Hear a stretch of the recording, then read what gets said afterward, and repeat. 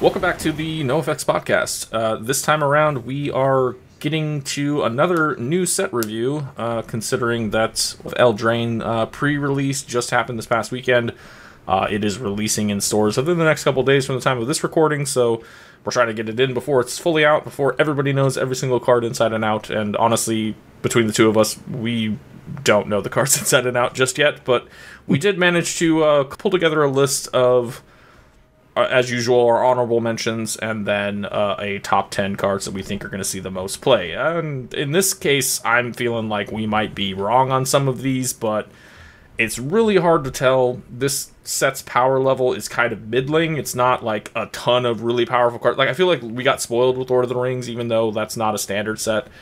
And that's why, is because it's not a standard set, so it's more like a Modern Horizons or an AFR where we got just this wild stuff.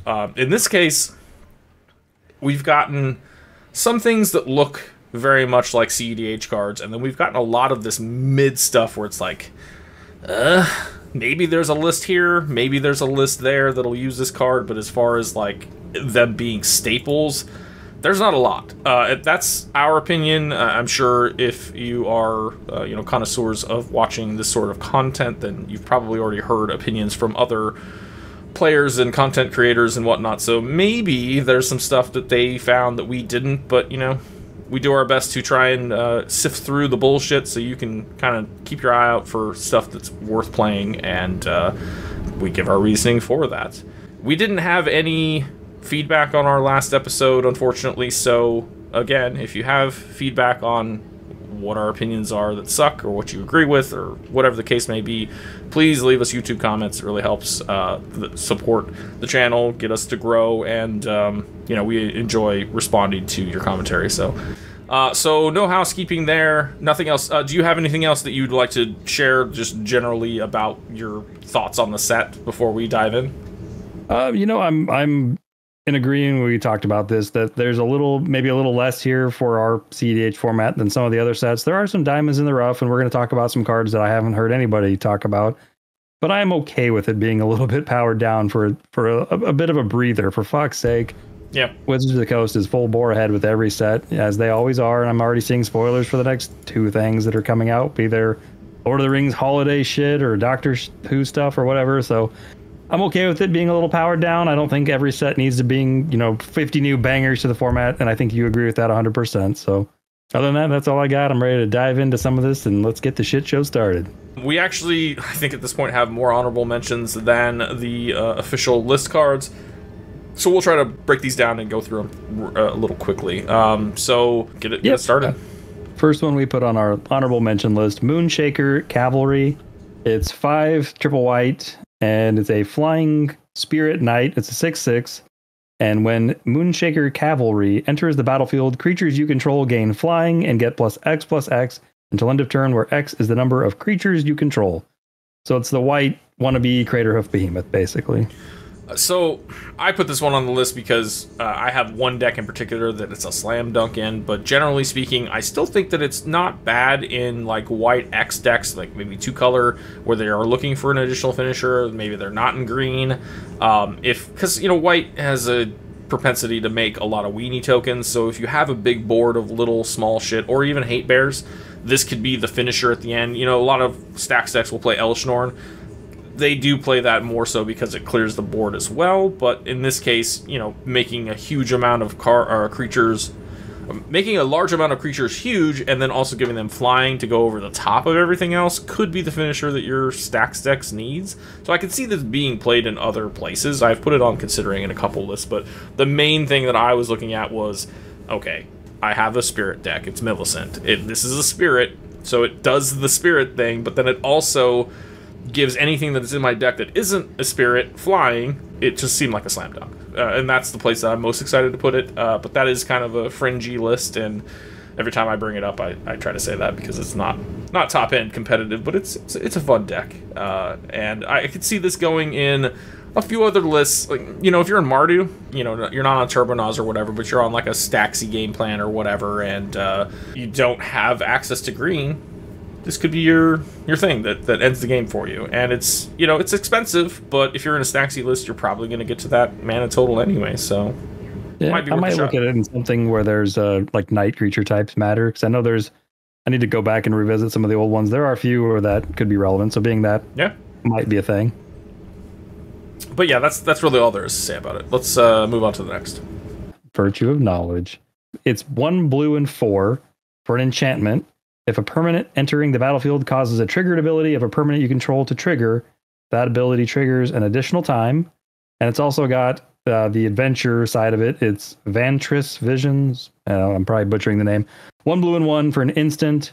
Copy target activated or triggered ability you control. You may choose new targets for the copy. The copy effect isn't the exciting part, obviously. It's a Panharmonicon on a body, or an enchantment. Enchantment, yep. Yeah, so it's a secondary Panharmonicon, really, if you were to be in colors where you could run both.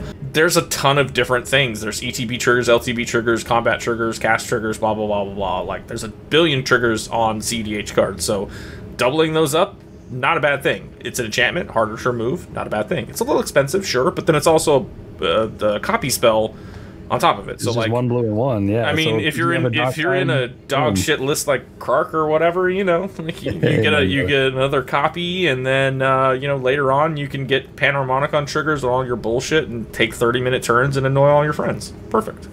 Yeah, I mean, it's the nice thing too. It's a Panharmonicon, and that you can pitch to a Force of Will or Force of Negation if you need to. Not irrelevant. I mean, it does get hit by Red Elemental Blast, Pyroblast, but hey, nothing's perfect. Those hit every blue spell, so you know that's not really a knock. Yeah, no shit. And any deck that wants any deck on blue-red could consider playing this, simply because you're going to play Dockside 99% of the time, unless you're in some polymorph shit where you don't want to polymorph into Dockside, I suppose. Right. But yeah, I mean, if you have this in your hand and you can Dockside, double Dockside triggers, whether you cast this as the instant or you play it out there then cast the Dockside. I mean, shit, that alone. Dockside's one of the most powerful cards in our format, so double its triggered ability has to be good, right? I can't see why not. It does everything that you want to do in those colors. If you're in the biggest reason we put it in considering or in possibilities is I don't know that there's a perfect home for this right now. I think people will try it, and this one might be one of the ones that surprises us and sees more play than we thought. But right now, I mean, there's not a mono blue deck that comes to mind that wants this that I can think of right off the top of my head. So if you're still playing Orvar, like, it's good because it's a copy spell, and then also, you know, so you could copy a spell that targets the thing to make an additional token, and then later you have it out there to make even more additional tokens. It's the same reason why it could be playing Panharmonicon. My Orvar list didn't play Panharmonicon, but that deck has also fallen way out of favor, but that's not to say that people aren't still playing it. And like we said, Krark probably likes this. I don't know. I don't play Krark, but people do, I hear. So yeah, I mean, that's really all I think there is to say about that one as well. The next one, I'll have you read it, but I have reasons why we put it here. There we go. Elevere of the Wild Court. Green, white, and 2 for a 4/4 legendary creature, human knight. Oh, here we go. Wall of text. Whenever Elevere of the Wild Court enters the battlefield or attacks, create a virtuous roll token attached to another target creature you control. If you control another roll on it, put that one in the graveyard. Enchanted creature gets +1/+1 for each enchantment you control. And whenever an enchanted creature you control deals combat damage to a player, draw a card. Holy shit, that's a lot of words. Okay, so I have to give credit where credit's due. I saw a video from Rebel that went into how it's a viable CDH deck, and as I was watching the video, I was like, I never even saw this card. This was even after I had already picked all of the cards that I was going to talk about in this podcast. I saw that video and I was like, oh, I like this. And then we had, spoilers, we had a discussion about what we were going to play. By the time this is out, you probably have already seen it, but we played a stream with WoW commanders, and that was the one that I built. So I included it here because it's not necessarily the best commander out of the set, but it is an interesting Enchantress-style Selesnya deck. I'm the Selesnya Enchantress guy when it comes to Sithis and whatnot, so like I was kind of intrigued. It's able to play more stacks pieces than Sithis because it doesn't care about storming. It also doesn't have any 2-card win cons, which that was something I had considered maybe putting in Hellion Ballista, or like it's running Siona, but I'm not running Shielded by Faith, and that was only because it was like, well, I'm never going to give haste, so yes, I can make all of these bodies, but then do I actually win? And I didn't really want to include Concordant Crossroads because we've seen how that can be a fuck. Go backfire times. But it's cool because when you cast it, like, hopefully you've already played some enchantments. So it's running a good density of enchantments, your stuff that you put on your lands, or other, like, just blanket stacks pieces like Blind Obedience and whatever, Suppression Field, etc. So you've played some of those, maybe a Root Maze, and then you slam Elevir down, but you need to have some other creatures. Like, in one of the games, again, spoilers, but I had an Esper Sentinel out, and I was able to cast Elevir and then put the Virtuous roll on it, to where it got +1/+1 for all of my enchantments. It ended up becoming a 4/4, and nobody could pay for the rest of the game. It became a Mystic Remora on a body, basically, so I got to draw quite a few cards from that. But it just beefs up your creatures. Unfortunately, it doesn't give trample or any sort of evasions, but it's kind of cool. You can do various things as far as, like, build your board with hate pieces to slow people down and then buff it up and make their lives miserable. It's also the kind of place where you could put that Moonshaker Cavalry in, because now you've got beaters, and then they get flying +X on top of that. Like, you're just killing the table. So yeah, a lot of people look at CDH and think, what does a commander need to be viable? And one of the things that they consider is card draw in the command zone, and this certainly can give you that. Plus, it gives you and that's the other thing that I was completely forgetting about, is just that it is. As long as your creatures are enchanted, it's Toski. So, that's another reason why adding Trample to the deck may be more important. So I may look into doing some of that, because I've only played it a little bit. What's the +2/+0 and Trample? Ranker, yeah. Let's not spend too much more time on it. Let's move along. Fair enough. It is an interesting card. It was not on my radar till Lane killed me with it. Next on our list is Callum the Fey Blooded. This one I like quite a bit. Spoiler. I think it's really cool too, honestly. Like, I kind of was like arguing against it being a main card on the 10, but I like it. It's just not. I don't know. You might see me rip this one out next week in our stream. We'll see. 1 red and 2 colorless for a 2/2 legendary creature, human fairy. Interesting pairing. It's got the adventure part, sorcery, birthright boon, 1 white and 1 sorcery. Search your library for an aura or equipment card, reveal it, and put it into your hand, then shuffle. Which is what? Open the armory. Same card, right? Basically, same casting cost. Mm-hmm. Yep. And then the creature side of it, it's a 2/2. It's got double strike. Other creatures you control get +1/+0 for each aura and equipment attached to Callum the Fey Blooded. Oh shit, I didn't even realize that. I was so focused on the open the armory part, I didn't realize it was an anthem. Yeah, big old beater anthem. So that's kind of cool, because it's not just straight up Voltron. It's go tall and wide at the same time. It's kind of like Kemba, but like Kemba just makes a bunch of 1/1s. Anyways, I see his lane's wheels are turning. We might be seeing him play it. Who knows? Yeah, I've got so many fucking Boros lists. Anyways, I like this card quite a bit. A fellow brewer who I collaborate with quite a bit is the Squeeze Knees. Happens to be a brother of mine as well. He figured out in brewing this list that it happens to be an infinite mana outlet in the command zone. There are at least 2 equipment, and I'll be damned if I can think of the names. I should have looked them up first.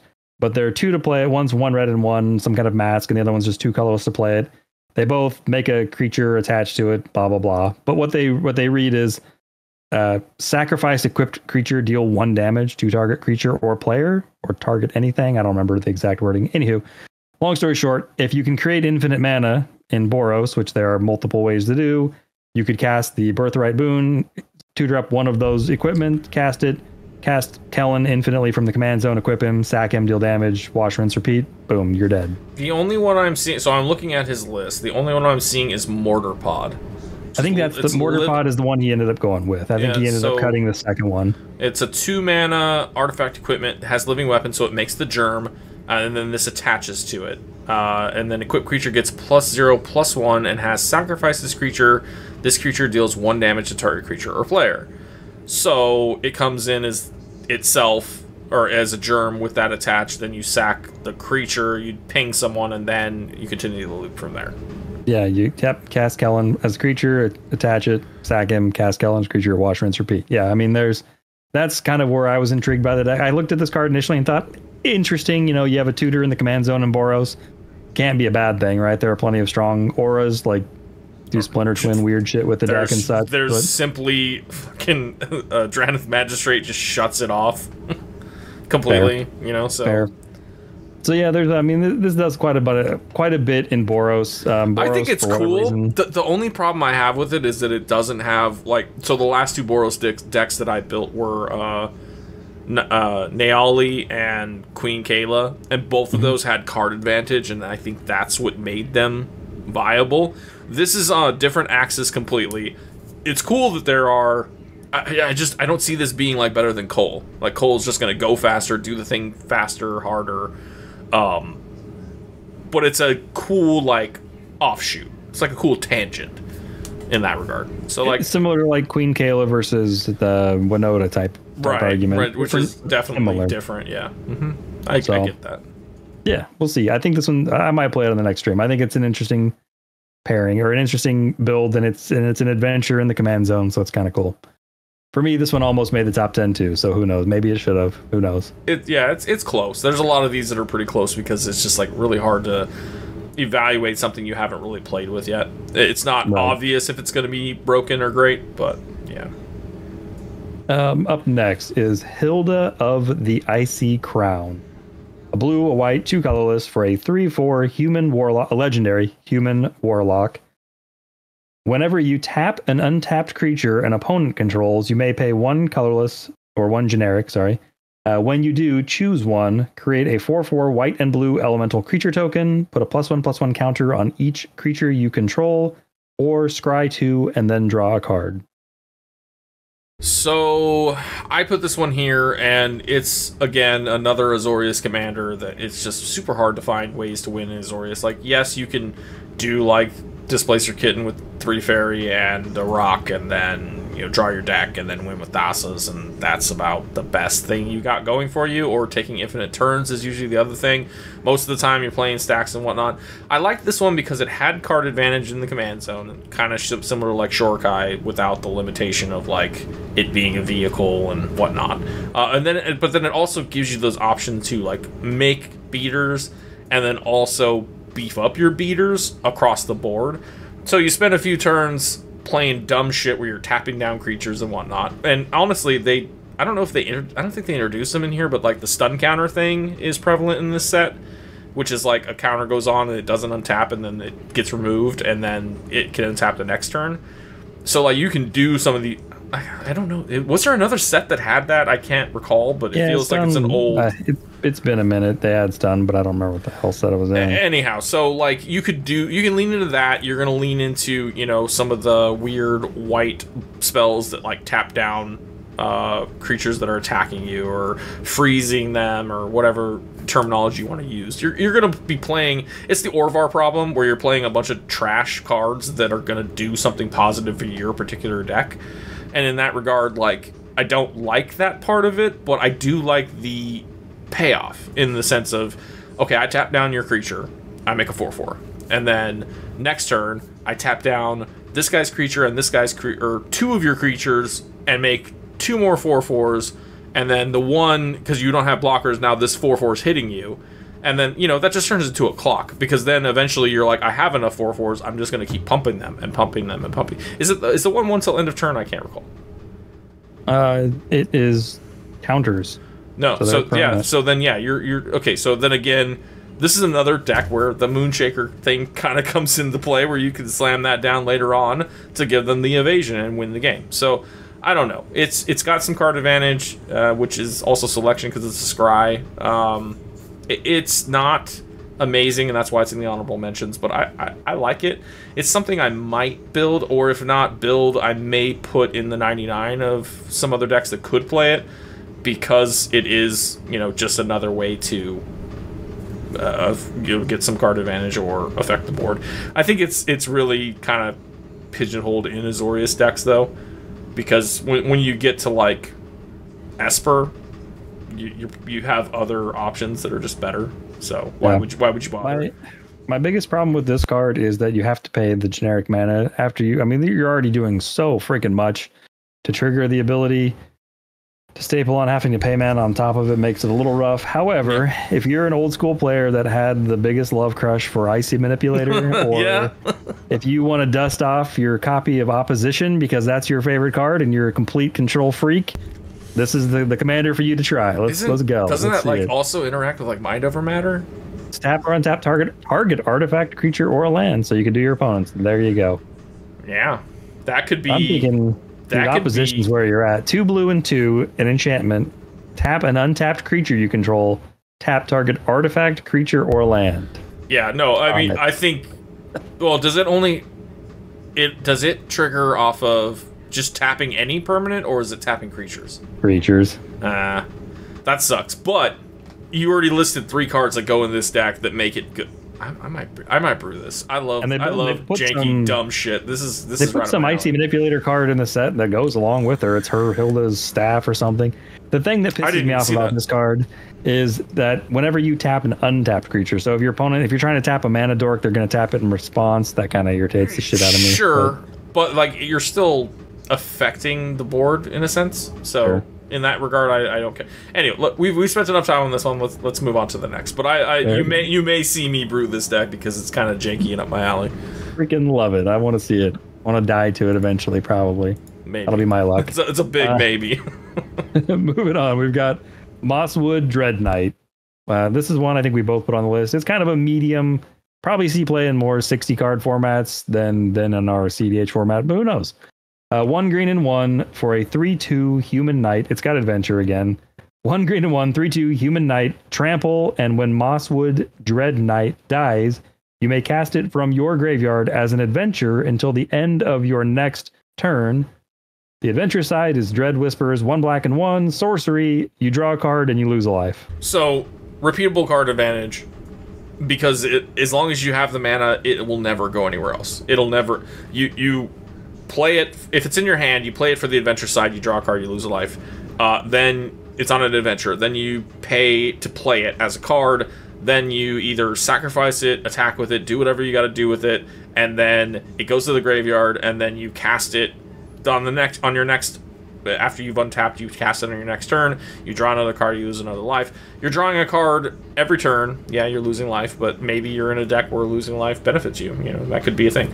And then, you know, if you were, obviously, one of the other cards in the set cares about losing life, but wrong colored, so that's unfortunate. But the reason I thought it was interesting is because it's the only green card that I can think of that, like, recurs itself. Whereas that's usually a black thing. You know, Marin, like, I think this is like a slam dunk in like a Marin kind of thing, because you could either recast it or put it back on the field. Like, you know, there's multiple options to bring it back. It's going to be good in anything that's aristocrat style, which in Golgari isn't a ton, but maybe you're in Jund. Maybe that's a thing. I don't know exactly where this goes. I just know that it's kind of a cool... It's a, you know, reanimating skeleton or whatever. It's the kind of thing that, like, it goes, it does its thing, you sacrifice it for value, you get it back.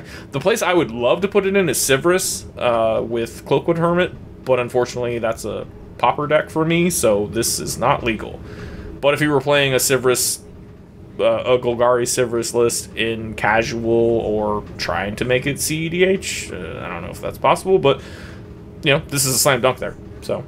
Side note, what the fuck world are we living in where a 1 green and 1, 3/2 with trample that has no downside is like not good anymore? What the fuck? Anyway. It's not super efficient. I mean, no, it is efficient. It's just not doing anything for you unless you have a sack outlet that gives you some value. So like in the case if you're in Jund and you have infinite mana with a Goblin Bombardment, this wins you the game. So in that regard, it could make the main list. Honestly, yeah, if you're in Jund, this is a slam dunk in a Jund list, because you can cast the adventure side, you're going to draw cards, you're going to lose life too, so you got to have a higher life total than everybody else, I suppose. But like a lot of the stuff that we're talking about here in these honorable mentions, it's like, yeah, this is a really good card, but it has the problem of it's not good enough. And I guess that's kind of the problem of just there's too many fucking cards out there. But I digress. Fair enough. All right, we'll move on to the next one then. Thunderous Debut. 2 green and 6. Sorcery. Bargain. You may sacrifice an artifact, enchantment, or token as you cast this spell. Look at the top 20 cards of your library. You may reveal up to 2 creature cards from among them. If this spell was bargained, put the revealed cards onto the battlefield. Otherwise, put the revealed cards into your hand and then shuffle. reminds me very much of a similar old spell that might have been Entwined, the old Tooth and Nail. It is literally just another version of Tooth and Nail, and I think it's the same cost with the Entwine. I think Tooth and Nail was 7 and Entwined was 9, I think. So it's like one cheaper, but a bargain. It's one cheaper Entwine, but you got to sacrifice something, and if you're sacking a treasure, it's essentially still costing you the same amount. But if you're in a deck that runs Tooth and Nail, which I still see that played in CEDH here and there, it's not often. It's usually in mono green, but you know, this is mono green is going to make you tokens. They're going to be squirrels or fucking elves or something, so you're going to have tokens to sack. So I don't see this being bad. It's just not great. It's not going to go in every deck that's green. It's another one of those super build around, super, you know, you have to make some concessions with, you know, how you build your deck, because you got to be able to get to this mana, you know, at a reasonable pace, which mono green can do. Like, so Selvala, this could go in Selvala. I think Selvala maybe plays Tooth and Nail still, or maybe it doesn't in everybody's list, but, you know, somebody out there is still playing Tooth and Nail in their Selvala because they can get to that mana, because they drop a Phyrexian Dreadnought and then tap Selvala, and they've got a fuck ton of green, and they play out their 2-card combo and they win the game. In that regard, it's fine. But that's pretty much what it's doing. The huge downside of it, only look at the top 20 cards instead of your whole freaking library. Now, right. You can get around Opposition Agent because of that. Ooh, so that's a thing. Or Mind, or even Mind Sensor, because you're not searching, you're looking at the top 20. So, I mean, that's a small little plus, and it's a little feather in its cap. But I mean, you're in a 100-card format. By the time you're casting this, there's a good chance you still have 60+ cards in your library. Seeing only a third of them and pulling 2 creatures, you better have one banger of a deck for this to be playable. But yeah, in that regard, it is worse. It's not Tooth and Nail. It's more of a, you're gonna hopefully get 2 cards that work for you. So, like, and that's double green polymorph type shit almost. Yeah, and like polymorph and Tooth and Nail had a baby. I didn't. It's obviously not good enough for the main list. I just wanted to talk about it because it's interesting. It does remind one of Tooth and Nail, but it's not as good as Tooth and Nail. It's just kind of the same idea. That's the problem too, is that, like, if you were going to try and build your deck kind of like polymorph, you're probably just whiffing with this. So you need to have a huge density of creatures. You basically, this is going to be in a deck that's green, that's like full of creatures that it wants, and not like full of mana dorks. It's like, you know, a couple mana dorks here or there, and then like just bangers. And do you get what you need? Probably not. So it's probably not good enough. It was just an interesting comparison, throwback to an old card, and that's really all there is to it. Moving on to Discerning Financier. Jesus, I hate these words. Discerning Financier. Sound good enough? It's a financier. There you have it. He's French.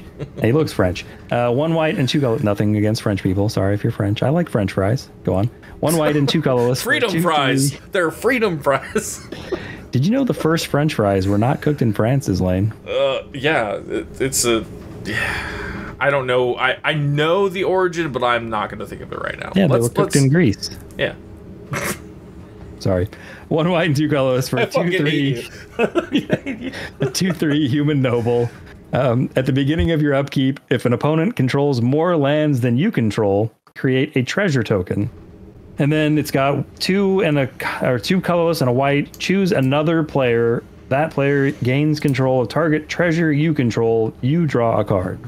So this is a weird catch-up mechanic that they've been experimenting with over the years. It reminds me a lot of that one soldier that was in like a Commander Precon that was like, if they control more lands than you, you get to search for planes, and if they control more creatures than you, you make a 1/1 like soldier token. It's kind of along those same lines where it's like, okay, they control more lands than you, you get this token.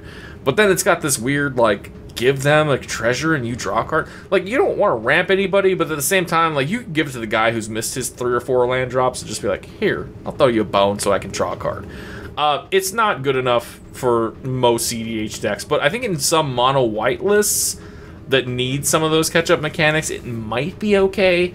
It's probably a casual card, but it had that right, like, that touch of jank that was like, yeah, I could see this going somewhere. Am I gonna play it anywhere? I don't know. I think it's a human. Yeah, human. So if you're in a Human Matters deck, I think probably the list is probably Adeline, because that could care about humans. It's producing human tokens, so if you have shit that cares about humans, this is another thing in there that could give you that catch-up mechanic to get some treasures or some card draw. It's not good, but it's something. Could be interesting. Moving on. Fairy Dream Thief. So I added this one to the list. It's 1 black. Fairy Warlock is the creature type. Flying, when Fairy Dream Thief enters the battlefield, surveil 1. And it's got 2 colorless and a black. Exile Fairy Dream Thief. From your graveyard, you draw a card and you lose a life. It's a 1/1. I don't know if I said that. So it's a 1 black mana, 1/1 flyer. So it's evasion, and when it ETBs, you surveil 1, so you can throw a card in the graveyard. I was thinking of this as a possible Yuriko try. Little creatures with evasion that deck likes. Surveil, being able to put cards in your graveyard to be able to help cast your Delve spells that deck likes, or just fiddle with top deck tutor, or fiddle with the top deck a little bit. Top deck manipulation, Yuriko likes. So who knows? It's black. As they play more of their contagions and whatever the hell the black shoal is, and all those the black Force of Will. I can't think what the hell the card's called. Rollick? Force of Despair? That one. So as they play more cards that care about pitching black cards, maybe something like this ramps up on their one list a little bit. Maybe not. I don't know. 1 mana anything with evasion is good for Yuriko, so that it goes there. But that's probably it, unless it's like it's a fairy, right? So it's a fairy. So if it something could be matters. like if you, in your Talion list, if you have other shit that cares about fairies, maybe. So, I think there's another fairy lord in this set that I didn't even read fully, or might have been in the commander set of this that maybe cares about. There was also, I was looking at the commander decks and it was like this fairy list, but it doesn't have Bitter Blossom. Like, what the fuck? Like, weird. Why? That's an automatic slam dunk if you're going to be trying to be tribal. Anyway, I don't have anything to say about this one. It goes in Yuriko. That's cool. That's why it's on the honorable mentions, but it's not slamming into everything. What's up next? Oh, this one's kind of a banger. Lich Knight's Conquest. 4 colorless and a black, a sorcery. Sacrifice any number of artifacts, enchantments, and or tokens. Return that many creature cards from your graveyard to the battlefield. Yeah, so I mean, this one I automatically said probably not good enough unless it's specifically getting you like 2 cards, a 2-card win con. Outside of that, it's like you have to have the setup. It's kind of expensive. It is the same mana cost as Final Parting, which I do play in lists and think is pretty good because it does get you your A+B combo all at once. This can do the same thing. It really depends on the list. It's obviously not a staple. Yeah, it's definitely, I mean, you have to have creatures in the grave and things to sacrifice already, so it's... Right. It requires some setup, but it's not probably not quite there, yeah. That's all I got to say about that one. Moving on to a more interesting card that I think maybe we might be sleeping on a little bit, and it is Virtue of Courage. 2 red, 3 colorless. It's an enchantment. It's also got the adventure mechanic, and the adventure side of it, it's 1 red and 1 colorless for Embereth Blaze. Instant. Embereth Blaze deals 2 damage to any target. 2 mana shock, normal. 2 mana shock, yep. And then the enchantment side of it, whenever a source you control deals non-combat damage to an opponent, you may exile that many cards from the top of your library. You may play those cards this turn. It's impulsive draw, so it's any deck that cares about that, and there's approximately 3 that I can think of off the top of my head. One is Circara, which, if you've watched the gameplay on my channel here and there, Joey plays it. It's very much cares about... It likes the fact that adventure does some damage to get impulsive draw off Circara, and then also later can be played as the enchantment and then just get you more. Also Prosper, because everything you cast from exile gets you treasure tokens, which just helps you continue to manually store them along. And then that new Ob Nixilis, which this doesn't directly affect him with the 2 damage. It's not 1 damage, so that part of it doesn't work, but the other part of it is just, helping to enable that even further. He cares about playing shit out of exile. So all of those things are good. In this case, it is a little expensive. Also, Shock is not as good as Lightning Bolt or anything else that we can play. I'd still rather play in a Braid than a 2 mana, 2 damage. But it does have that other side. And yeah, I mean, it's something that's going to require some testing. It's not going to fit into too many lists. You really want to care about that impulsive draw. So that's my 2 cents at least. Yep, no, that's what I've got. I mean, we both saw this card and we both messaged Joey and said, "Hey, Joey, we've got a banger for you, buddy." And he was very excited to get it. So there you go. But yeah, I think this card, I mean, the 2 mana, 2 damage, while it's really not good, it does kill an opposition agent, which could be fine. Huge, it's fine. Yeah, like, I mean, 2 mana, 2 damage is fine. Whatever. It's just that there are more efficient cards that do more things or are modal for the same price. But you're playing this because you get that on top of... So it's 2 cards in 1, so that kind of is that same sort of modality. And yeah, but if your commander doesn't care about the impulsive draw, or if your deck doesn't care about impulsive draw, it's probably not for you. Moving on. This one I'm pretty excited about. So this card is Fairy Fencing. 1 black and X. It's an instant. Target creature gets -X until end of turn. That creature gets an additional -3 until end of turn if you controlled a fairy as you cast this spell. So not when it resolves, it's as you cast it. The reason I put this on the list is two decks immediately come to mind for me, and that are Talion, which we will get to later, and then Nimrus. Both are fairies, both are Dimir, so they have black in their converted mana costs. And to me, this card is similar to a black Swords to Plowshare Path to Exile a lot of times, without the downside of giving out life. Now, granted, it does have to scale up to get rid of something bigger. You know, you have to pay 2 mana to kill a 4/4, for instance. But it does scale up too. So if you need to kill, you know, I can't even think what the hell the cards is. You can't play even mana stuff. Void Winnower? That thing that, Void Winnower that Kinnan plays. Sure, you'd have to pay a shitload of mana, but you could kill a Void Winnower with this if you played it right by not paying it as an even. Plague's an odd, you know? So. Right. It's no different than Toxic Deluge. You would have to pay a bunch of life to do it. So yeah, I mean, it can get rid of any big threat. It can get rid of smaller threats. It does have that requirement of that particular creature type to do the thing for essentially 1 black. And what I argued when we were talking about this was, like, you could, if you're in mono black or something, you could just be playing Defile, because that's one black. It's going to give -1/-1 for every swamp you control, and 9 times out of 10 that's going to hit for 3 at least, you know, if you're casting it mid to late game.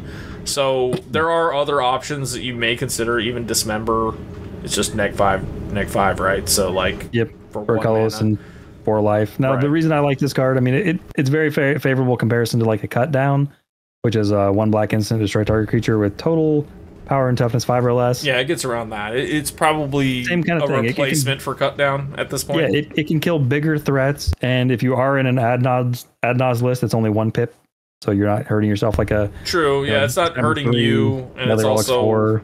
You're not having to pay life either, so in that regard, the thing that why, like, Deluge is good though is because it hits everything. But then sometimes that fucks you too because it hits your own creatures. So yeah, I don't think it's bad. It's just not. I don't think it's an automatic staple, but it's a consideration for most decks in black for sure. I mean, anything with a fairy in the command zone for sure is going to look at this and think about it at least, because is it better than their worst piece of removal? And the answer is probably yes. But well, I mean, you could also be on other fairies. There's like Fairy Mastermind that we're high on, and we play in several lists that could just be in your deck, and you just happen to have it out, and now you can neg 3 something for 1 mana. That's not terrible.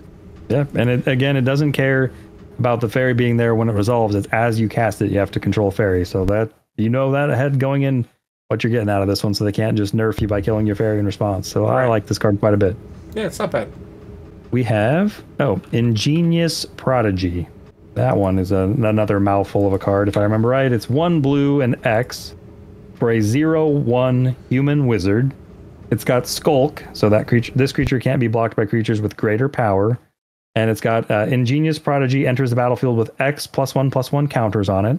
At the beginning of your upkeep, if Ingenious Prodigy has 1 or more +1/+1 counters on it, you may remove a +1/+1 counter from it. If you do, draw a card. Again, the deck that came to mind when I looked at this card was Yuriko. Play it as a 1 blue mana 0/1 with Skulk, more or less unblockable. Yep. And it has an upside of being a human wizard. Wizard's relevant. Human can be relevant. It's definitely relevant in Yuriko. And then otherwise, like, even in Yuriko, still, it's probably better than a couple of the things that are played in Yuriko decks because, like you said, it just comes down turn 1, then turn 2, you have the Dimir, and then you swing in, it can't be blocked, and you get Yuriko in, which is exactly what Yuriko wants.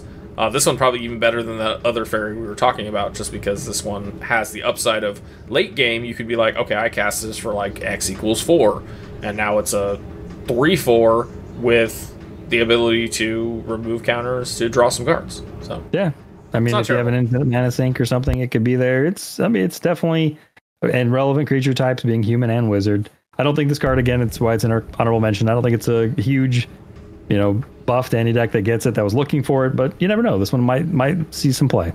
Yeah, I think it will. It might be okay in something like Edric, yeah.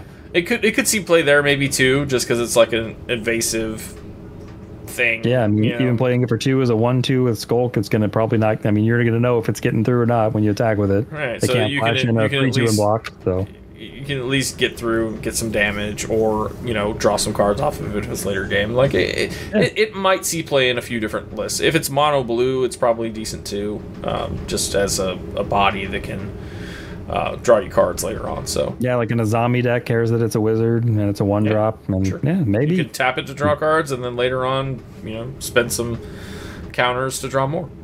This is one, the Iron Crag. Is that how you would say that one? Iron Crag. Iron Crag. I don't know. There you have it. Erin Crag. There you go. Erin Crag it is. Well, it'll be irritated when they hear that. Yeah. 2-mana legendary artifact. Legendary being important. It taps for a colorless mana, and it says, whenever a legendary creature enters the battlefield under your control, you may have the Erin Crag become a legendary equipment artifact named Everflame, Hero's Legacy. If you do, it gains equip 3 colorless, and equipped creature gets +3/+3. Then Iron Crag loses all other abilities. So it's no longer a mana rock. Now it's an equipment that says 3 mana, equip +3/+3. The reason that go ahead. What are your thoughts on this? It's cool because it's another 2 mana rock, which Wizards' way of like fixing mana rocks, so to speak, is to make them more expensive. So we haven't seen, like, I think the last 0-drop we've seen was like Mox Amber, like 5 years ago. Right. So we don't really get 0-drops with without limitations. We get 3-drops that have like all this cool shit, but they're a 3-drop, and you're just like, I don't want to pay that. I don't want to play it. It is unfortunately only colorless, but like we play Mind Stone in a lot of decks, and that has the upside of being able to be sacked to draw a card later on when you don't need it. This has the upside of being able to equip to a commander. It's extra commander damage. We had an example.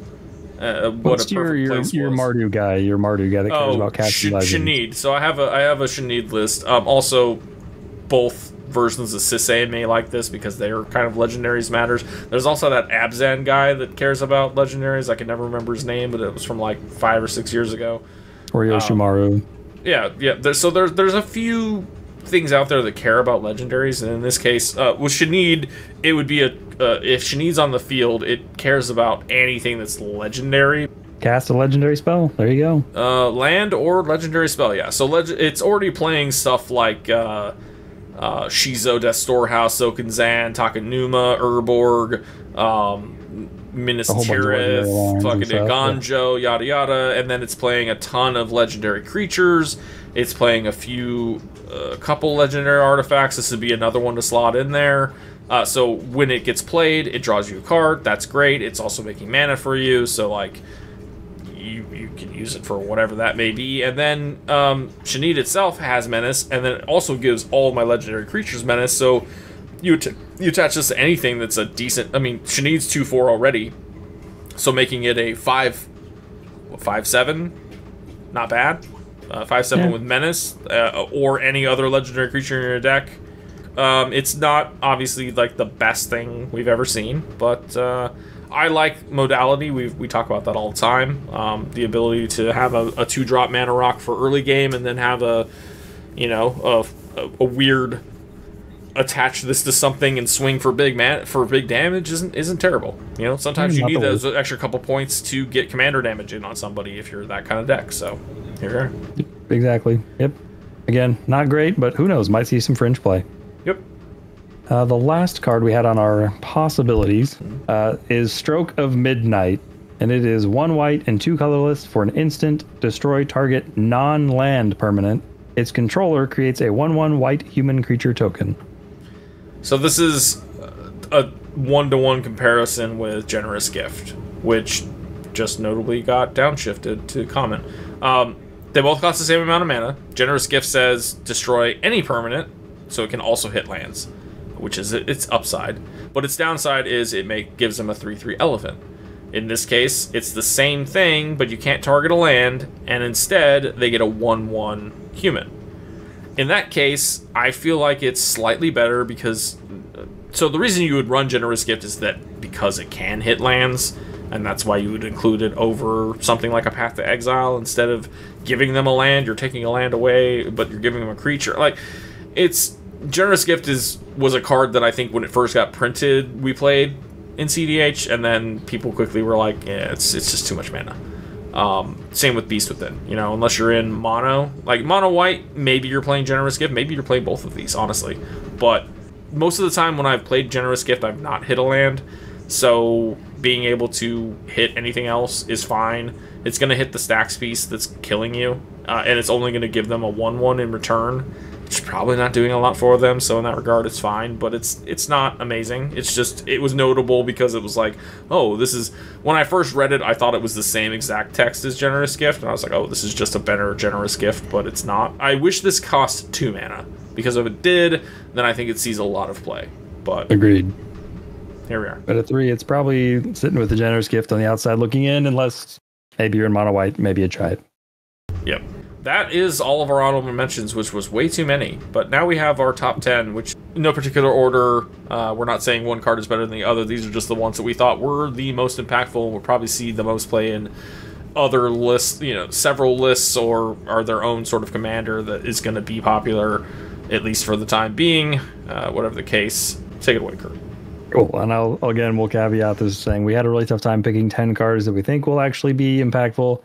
So who knows? This list could be, if we come back to this in 2 months, we might laugh at our own stupidity. Who knows? I think at some point in the future, once we've gotten enough of these under our belts, we'll probably go and do like I'm going to put it out there right now. Sometime in early 2024, we will do some sort of review of what we talked about in 2023, since we started this at the beginning of the year. So, like, you know, somewhere around our year-ish anniversary, we might go back and look at what we talked about and see if we were right or not and make a thing out of it. But anyway, let's continue. I shudder to think how wrong I've been. Okay. Scalding Viper, 1 red and 1. It's another creature with adventure. So the adventure side of it, it's 1 blue and 1 called Steam Clean. It's an adventure sorcery, unfortunately. Return target non-land permanent to its owner's hand. The creature side of it, Scalding Viper, 1 red and 1 for a 2/1. Whenever an opponent casts a spell with mana value 3 or less, Scalding Viper deals 1 damage to that player. So bounce spells are always good if you're an Izzet or, you know, Izzet plus. The fact that sorcery is kind of shitty because you can't just like instant speed, you know, flicker something on your board to get value. It can be used on anybody's thing, and that's the thing that kind of sucks, is that, you know, at the end of the day, a lot of the times you're waiting for that person's end step to bounce a thing, and you can't because of sorcery speed, so you have to do it on your turn and waste your mana doing that. But if it's your own dock side, that's not bad. You don't care about this. I feel like that's where a lot of the bounce stuff goes anymore. It's like, can I bounce my own dock side? The thing is, maybe okay. Yeah. However, most of them are instant. There's already a lot of 2 mana options that are instant speed, can target your own thing, or can optionally target something else, and then you can bounce the rule of law at their end step so that you can have a turn, and this is weak in that regard. But again, it still has the utility with Dockside. You're already going to be in red because this is a dual colored card. I think we're going to see, like, this one will trigger a lot more than you think. I mean, being whenever an opponent casts a spell with mana value 3 or less, that's damn near everything they're casting. It is a good portion of spells that are going to get cast, and people are going to take the damage because they don't care. It's 1 damage, so they're just like, whatever. This is weaker than, I'd say, 90% of the pingers that are already out there. You know, Gutter Snipe is better than this in most regards. But most of the ones that are pingers revolve around you paying things. This is one of the only ones. I can think of a couple others, like in Groll and stuff, where like it'll ping when somebody else does something in the same sort of regard, but like they're few and far between. So having it as kind of a stacks piece isn't terrible. And then it also has, you know, the upside of bouncing some of your stuff. It just sucks that you can't protect your own stuff and you can't interact at end steps. I hate that about this, but it is 2 parts of the same card, so it's like, yeah, you use it for value on your own thing, and then it's out there when you cast it after the adventure part to do some incidental damage, and sometimes those couple life points make a difference. So it really depends on the deck. Bounce your Imperial Recruiter, your Spell Seeker, your Dockside. There's enough utility in Blue-Red where, yeah, the sorcery speed sucks, but you try it. And then I think the big advantage for me, I think whenever an opponent triggers, I think it's going to be way better than whenever you cast stuff, because you're one person. Your instance, sure, you can control what you're casting more, so you might be casting instance for your Gutter Snipe or whatever to trigger it. You can't control what your opponents cast, but there are 3 of them and 1 of you. So I think this is going to trigger a hell of a lot more than something like a Gutter Snipe would. I think it's kind of got the upside of like that Sauron that I was playing. That it was like on everybody's cast you get it to amass 1. It's kind of the Orcish Bowmasters thing too, where it's like, you know, they do things incidentally and you get value off of it. You're getting to deal damage. Oh, obviously, Orcish Bowmasters is a better card, but like, for sure, it's along those same sort of lines. And sadly, Orcish Bowmaster would kill this because it's a 2/1, which irritates me. They didn't make it a 1/2, but it's an elemental that could be relevant. I don't know that Snake's relevant, and is it? Who knows? I think a deck where I would want to play this, like Kedis Malcolm, where I'm playing like Tandem Lookout and Curiosity and Ophidian Eye, stuff like that. If you suit this up with one of those, you're going to draw some cards, and I think that's pretty okay. Yeah, it's not amazing, but it's I think it's a little bit better than a lot of the cards we already talked about that were like, eh. This was kind of on that same fence where it was like almost a honorable mention, but we managed to put it on the list because there are some prominent Izzet decks out there that may be able to take advantage of it, but time will tell. And it is, I mean, being a stacks piece, it's going to punish the hell out of the Adnaz deck if they try and go for it, because it's going to ping them a lot. So who knows? Next one is Collector's Vault. It's 2 mana. It's an artifact. Tap 2 colorless and tap it. Draw a card, then discard a card. Create a treasure token. It's a loot. It makes you mana.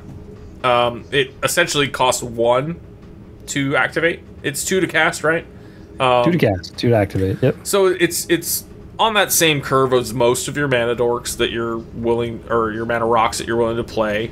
Same with the Erin Crag or whatever. Like, you know, same idea. It's 2 mana. That thing makes you mana. This doesn't. But, you know, same sort of like, both of them have this weird utility about them that is in something you could enjoy. I think this is going to be more of a slam dunk in monocolor or, you know, 2-color decks, where it's just an additional source of card selection. Obviously, it's not card advantage because you do have to discard, but getting the treasure back it makes it feel a little bit, it's like, it's essentially 1 mana because you're 1 mana to loot, and then you get a treasure back, so you're still getting mana, and maybe what you looted is something you can cast right away. You know, it can be a colorless draw engine and like a Liberator's as battle top your deck. If you it is a discard outlet if you need a way to throw your reanimate target in the grave. War Golger in the grave, maybe.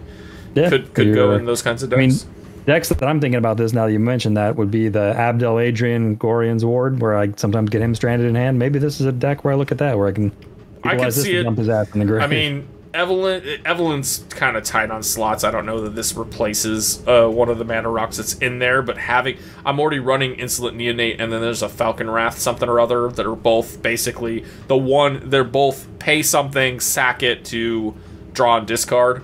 So you draw something and you throw your War Gorger in the bin because it's in your hand, because that's like the worst possible case. This could also go in Hulk decks where you accidentally draw your Hulk, you want to throw it in the bin, to reanimate it somehow. If you're in black, it's probably going to be most prevalent in decks that need the card advantage because they're just not inherently getting it, which is probably like Boros or, you know, mono white or whatever. But then also decks that, like we said, care about throwing something into the bin. So. And it does have the weird go long plan. If you're tapping it for 2, or if you're playing it for 2, then tapping it for 2, creating a treasure. If you're not spending a treasure that turn, you're banking those treasures. They can build up, and maybe you cast your big finale. It is pseudo ramp in that regard. Yeah. Slow ramp, slamp. But it's still ramp. And if you're not in green, you're not really ramping. Like most, you know, outside of rocks or rituals, and rituals are temporary. So.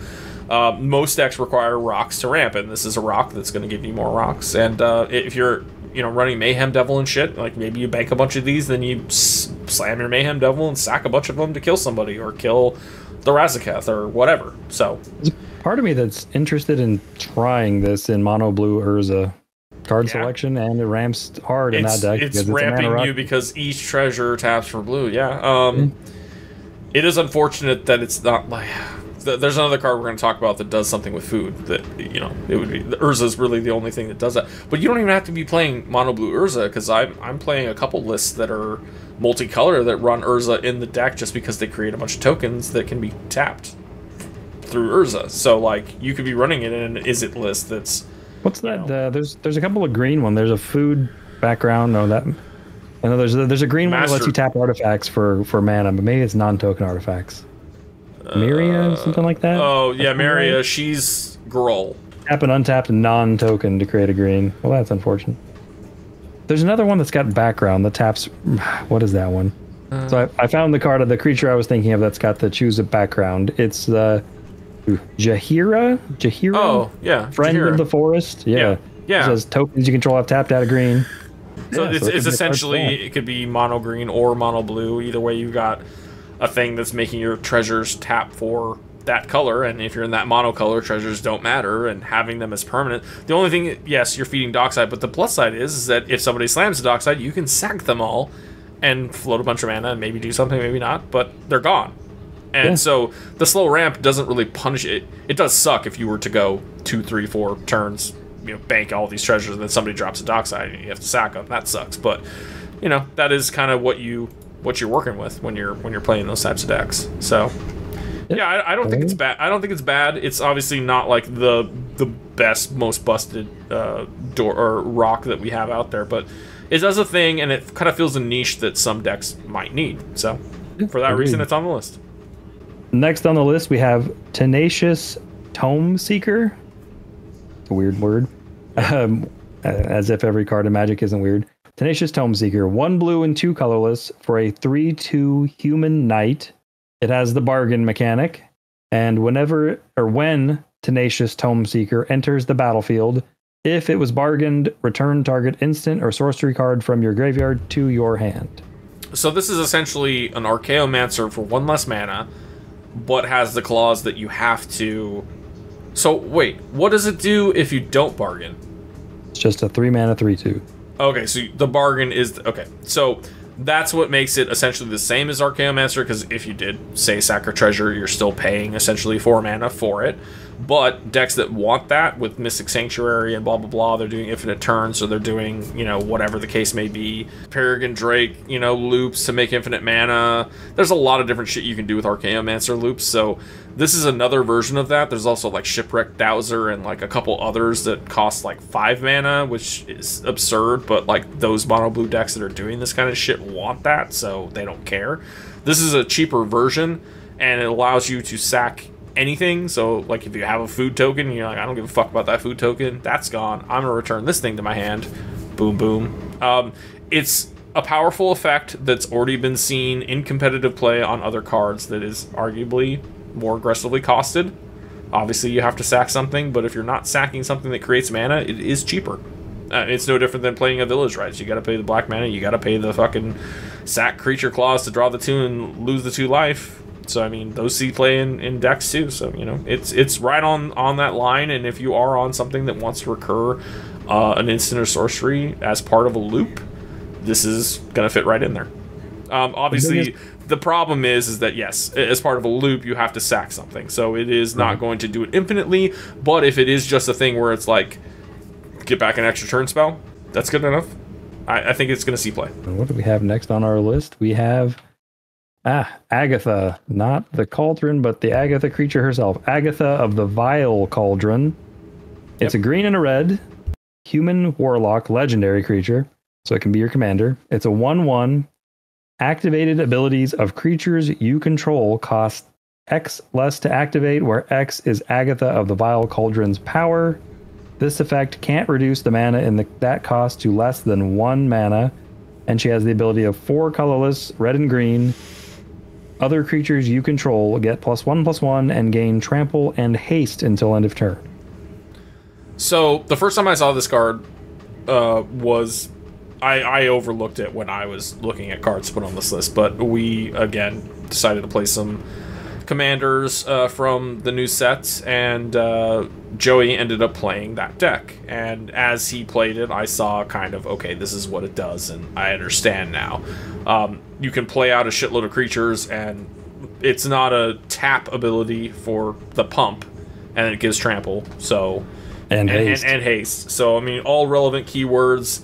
Play out a bunch of fucking dorks and whatever. Activate this 2-3 times because you got a Guy's Cradle. He was also playing Circle of Dreams Druid. Managed to get like 3 activations in one turn and made everything +3/+3 trample haste, and like was able to crush people with it. So it can be powerful in that regard.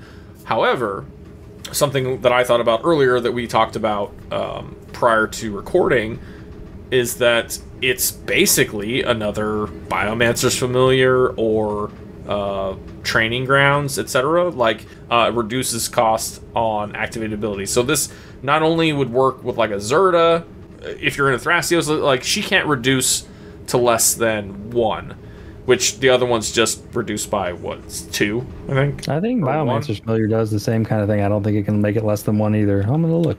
Sure. Same thing, can't reduce it to less than 1 mana, so it's very similar mechanic. Okay, yeah, it's the same idea then. And because she's a 1/1, like, yes, you could potentially put counters on her or whatever and make the cost reduction even bigger, but generally, she's the same cost and the same effect as some of those other cards that are already doing this. So if you're in, also, like I said, Mazurta, it's an extra cost reducer there.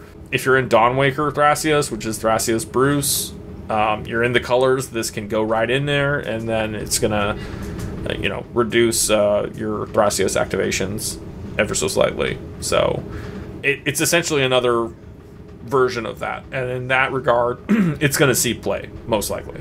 Otherwise, as a deck itself, it does its own thing, and there's a lot of activated abilities in those colors, so it's not terrible. I think Gruul, there's some definite build potentials here with it. I mean, Gruul is Gruul. Who knows if it will ever be top tier? But this one definitely has potential. Notably, it does say activated abilities of creatures you control cost X less, so that includes herself. So yes, even though it's 4 red-green to activate it, it's really only 3 red-green to activate it. So that's pretty interesting in and of itself. And then if you do apply any counters to her via whatever means, and in Gruul, that's very easy to do. Rishgar, Pima Renegade, bam, 2 counters on her, and she's reducing herself by 2 as well. Yep. You can do silly stuff with like Pilly Polish shenanigans, which I pointed out, but Joey decided to go another route, and that's okay. I saw a really cool interaction with somebody playing this deck recently. It's an elemental. You spend 2 colorless to give something trample. Soulbright Flamekin with this. And that one's 1 red and 1 colorless for a 2/1 elemental shaman. And it's got an activated ability of 2 colorless pips. Target creature gains trample until end of turn. If this is the 3rd time this ability has resolved this turn, you may add, I think it's 8 red mana to your mana pool. 1, 2, 3, 4, 5, 6. Yeah, 8 red mana to your mana pool. So this and Agatha would equal 3 colorless mana, gain 8 red mana. That's pretty damn good. And also apply trample to 3 creatures? The 3 things, yeah. That's not bad. I'm sure there's a lot of other tech that could be found for Agatha by itself. To be fair, I see Gruul and I overlook it. Like, I have one Gruul list that I like and that I feel is good, and then every other Gruul list I've ever tried has just been like, meh, boring, or just ineffective. But the amount of combos and things that we figured out for this thing already, it's like, damn. Like, this actually has some legs more so than some of the more recent Groll creatures, so. I would agree. Moving on. What do we have up next? Oh, this is Lane's favorite card here. Maybe not favorite, but it's a sweet one. Dude, I love this fucking card. Knight of the Sweet's Revenge. Wow, what a name. What a great artwork. It's so If you haven't seen the artwork, you need to look it up. I love this card. 1 green and 3 colorless for an enchantment. When Knight of the Sweet's Revenge enters the battlefield, create a food token. So it's ramp. Yep. Foods you control have tapped to add a green mana to your mana pool. So which there makes it ramp essentially. And then 5 and 2 green, sacrifice Knight of the Sweet's Revenge. Creatures you control get +X until end of turn, where X is the number of foods you control. Activate only as a sorcery. Okay, so there's a caveat here. So it, like, at first glance, okay, it makes you a food token and then makes it to where your foods act as mana dorks. That's great.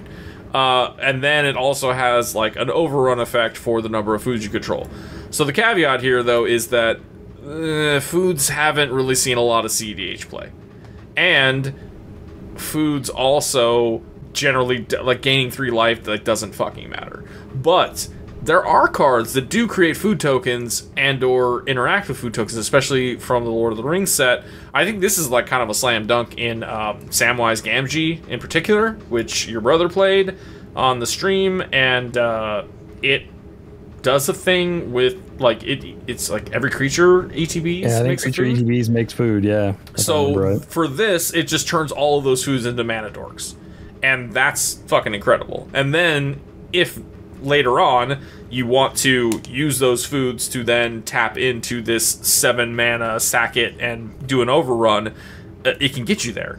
And generally speaking, that deck was kind of, I want to say his deck was kind of stacksy. Like, it's trying to slow the game down, and then this is kind of like a finisher for that. But then also on top of that, there were some food cards that were printed in this set and that last set, and then the original Eldraine, where foods were initially introduced, and a couple cards sprinkled here and there between other sets, where you might actually be able to make some sort of food deck work. This card's wonderful for brewers because there's some forgotten or overlooked strategy out there somewhere that someone's going to stumble across and make this card good. It might not happen anytime soon. It might turn out to be we look back and laugh because we just put this card on the list because it's too damn good and too hilarious not to, or it could be really great. You never know. I mean, it's definitely one of those cards where it's food for thought. it's definitely food for thought. But I mean, honestly, just in the same way that like treasures kind of like came in with Ixalan, weren't really a big thing. They were there, but they weren't like huge. And then Dockside got printed like a year or so later, and then all of a sudden treasures were like, holy shit, these are fucking good. And then just all of the support that's come for treasures throughout the years. I've been complaining about food for a long time because it was like, life gain isn't good enough. These are trash. Why the fuck do we have all these cards that keep making them? And they finally started printing some payoffs. Like, there's a card from Lord of the Rings that was like a black card that's you tap and sack a creature, draw a card, and make a food. And then with like Cauldron Familiar, which was from the original Eldraine, you can sack it to something, a free sack outlet, get value for whatever, or cast a Village Rites or whatever and do that, and then sack the food that got created by the other thing to bring it back, and as it ETBs, it drains the table and gains you life. So like, you could do these dumb little loops now that didn't really exist before. Given that, there's bound to be more support printed in the future, and I think this card is... it's going to be slept on for sure. Nobody's going to be playing it right now, but at some point, I think this card is going to make its mark. Yep, keep it in your quiver of possibilities for sure. I think like that's really, like you said, Samwise, Cauldron Familiar, Sack Outlet, Hulk Pile is about the only time you're seeing food currently in CDH that I'm aware of. But yeah, it might be coming. You never know. Well, what the hell's the artifact creature that that Magda plays that makes like a treasure and a something is one of the things. Oh, Academy Manufacturer. Yeah, does that make food also? When you were to create a token, you make a food, a clue, and a treasure. Oh, there you go. There's more food in CDH. That thing, that thing is fucking good. If you play Chatterfang with that, is fucking busted. Every time you make a fucking squirrel, which is easy, you get 3 tokens, and then if half of them can tap for mana on top, like, the possibilities are getting there. Food is getting there. Mark my words. It's not there yet. It's not 100% viable for CDH, but it's getting there.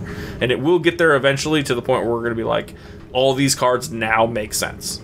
And that's the thing, is that, like, they're a couple years ahead on development. So, like, they developed this shit years ago, and they're already ahead, like, planning more shit. Like, that's why every time you see a cool commander, you're like, oh, the commander, it's so good, but it's like, it's not quite there. And then within a year, you're like, oh, this card got printed. Fuck, this makes so much sense now. You know? So, it's gonna happen. Yep. It's gonna happen. And when it does, Eldraine will have his sweet revenge. Indeed. Moving on. Likeness Looter. This one's 1 blue, 1 black for a fairy shapeshifter. It's a 1/1 flying creature. It has tap, draw a card, then discard a card. So you've got your looting ability right there. And it has tap X. Likeness Looter becomes a copy of target creature card in your graveyard with mana value X, except it has flying, and this ability activate only as a sorcery. So the most direct 1-to-1 comparison that I have for this is the Lazav that came out, Multifarious, I believe, in the last, what was it, Guilds of Ravnica, or one of those Ravnicas. That's a couple years ago. It's probably more than a couple years ago now. 2018, buddy, I just looked. Time flies. When that card came out, I built it because it had that whole, like, Necrotic Ooze thing going for it, where you could, have, like, Divining Witch in your graveyard and then use him as a Divining Witch to then slam a Thassa's and win the game. This has the same thing, but it's not a legendary creature. It's the same cost as that Lazav, but it also has flying. It also has the loot. So this is an early game looter for you. It's also great in Yuriko because it's a cheap evasive creature.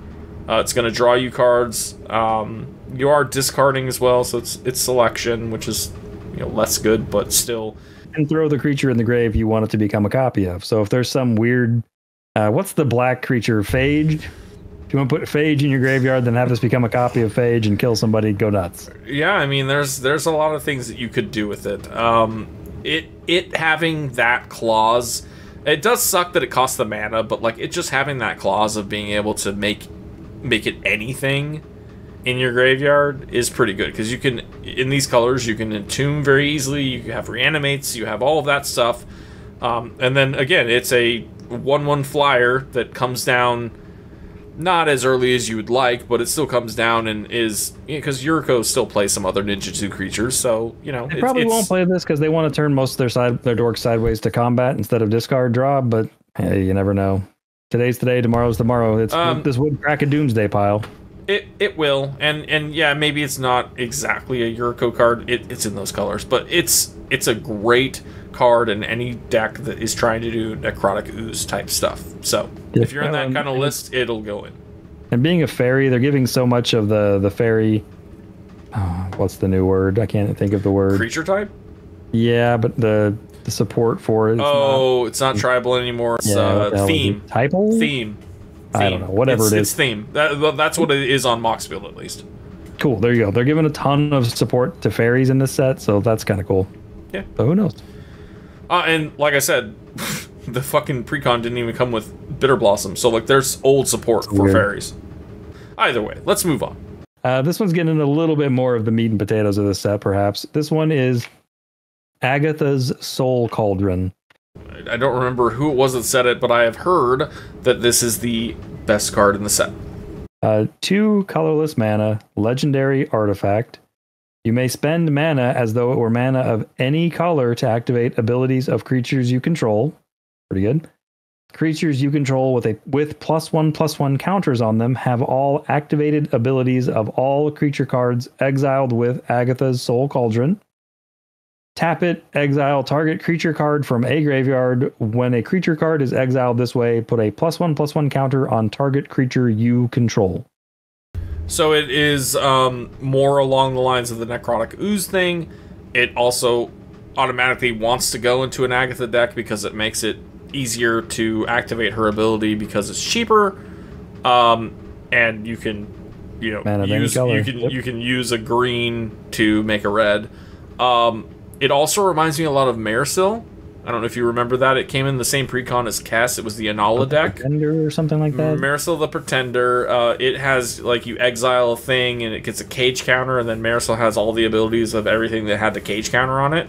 So it's the same idea, sort of, but also, like, a little bit different. It's not a creature that's giving you the ability, but it's putting it on a creature, so it's like Maresil in the sense that, like, that creature is going to end up with all of these different abilities. I think what I like about it the most is not so much that it has the first clause about the mana of any color. Like, that's great, but that's not, like, why you're playing this. I think you're playing this because it's graveyard hate. But it's not graveyard hate in the sense of, like, exiling everybody's graveyards with, like, a Rest in Peace. It's not graveyard hate in the sense of, like, a Tormod's Crypt where you're just like, yeah, I get to hose you, but nobody else. It's a targeted, get rid of this thing that's a problem, and I don't care about what its abilities are. Or it's a targeted, you just entomb this Razaketh or this World Gorger Dragon. Well, maybe not World Gorger. Yeah, I mean, it doesn't really matter because World Gorger doesn't have activated abilities. You can just exile it. So you can targeted exile anybody's anything that's in their graveyard that they're trying to do something with, and that's great. Also, like, if they tried to Noxus Revival or Ewit or whatever, they target the thing, you exile the thing. It's gone. You don't have to deal with it. It's an extra way to deal with graveyard shenanigans, but then you get the plus side of stealing a potential win con, or just taking whatever the best ability is in somebody's graveyard and applying it to your board. So it's a win-win all the way around. I do have a question on this one, and I don't know the ruling off the top of my head. If one of the decks that Eldraine and I talked about that he would be excited to try this out in is Kinnan, because famously Kinnan can create infinite colorless mana with Basalt Monolith and nothing else, and then they need green-blue to activate Kinnan to win, or to go through their whole library. And they don't need green-blue because... They don't need green-blue anymore. It becomes Thrasios, essentially. Yeah, it's nuts right there. But also, if Kinnan dies, if you cast this, in response, somebody kills Kinnan. Okay? If Kinnan goes to your graveyard, this resolves, you tap this, remove Kinnan from your graveyard to put him in the command zone, putting a +1/+1 counter on another creature you control. Would it still have Kinnan's abilities if it goes to the command zone, or if it's not in exile? I would say no, because it's a state-based action. It's going to check the creature with the 1/1 counter on it. It's going to check exile for Kinnan. And when Kinnan's not in exile, it's not going to have the ability. That would be the way I would understand it, but I'm not a judge. That'd be my guess, but I would want to double check. That'd be my guess as well, but I would want to further. I have some judges that I can ask. There's a few guys. I believe you're right, but that's worth exploring out of curiosity. So yeah, I mean, I wouldn't. If you could do that, that would be fucking busted, because then you just make whatever creature you have a Kinnan. After they've removed your Kinnan, you just win anyway. But I don't think that's how it works. I'm like 90% sure that it would just be. They would check what's in exile. You'd have the 1/1 counter, and it would go, okay, what's this pointing at? Nothing, and then you would just have the 1/1 counter. But fair enough. Of note, creatures you control with +1/+1 counters have all activated abilities. So even if it's not a counter put on by the Soul's Cauldron, if you cast a Walking Ballista where X is 1, and it's a 1/1 counter, Walking Ballista is going to have all abilities of all creatures exiled with this, as is whatever creature you put counters on. That's spicy, because that could be potential, like, it's not CEDH, but like my Hamza list is all about putting 1/1 counters on fucking everything. So imagine you exile a creature and then all of your creatures do the same fucking thing.